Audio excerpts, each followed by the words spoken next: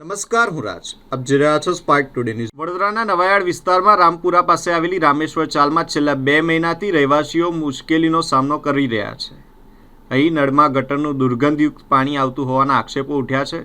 સ્થાનિકોના જણાવ્યા મુજબ અધિકારીઓને વારંવાર ફરિયાદ કરવામાં આવી હોવા છતાં આ સમસ્યાનું કોઈ સમાધાન આવ્યું નથી. પરિણામે વિસ્તારના લોકોને પીવાના પાણી માટે બહારથી પૈસા આપીને પાણી લાવવાની ફરજ પડી છે. રહેવાસીઓ તંત્ર પાસે તાત્કાલિક કાર્યવાહી કરવાની માંગ કરી રહ્યા છે. તંત્રની બેદરકારીના કારણે નાગરિકો પૈસા આપીને પીવાનું પાણી પીવા મજબૂર બન્યા છે. અમારા તઈ 15 દિવસથી બહુ ગંદુ પાણી આવે છે. અમે કઈ ભરવા જઈએ બોલો?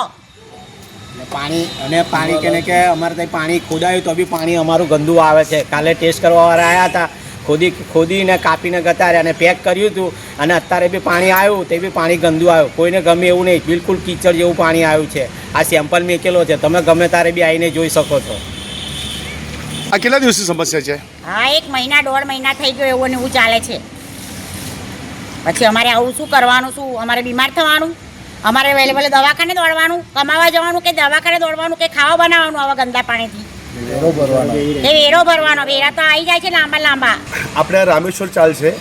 રામેશ્વર ચાલની અંદર છેલ્લા 1.5 થી 2 મહિનાથી ગટરનું મળમૂત્રવાળી પાણી, દુર્ગંધવાળું પાણી વિસ્તારની અંદર આવી રહ્યું છે. વિસ્તારના લોકો જાતે પૈસા ખર્ચા કરીને બહારથી પાણી લાવીને પીવું પડે છે.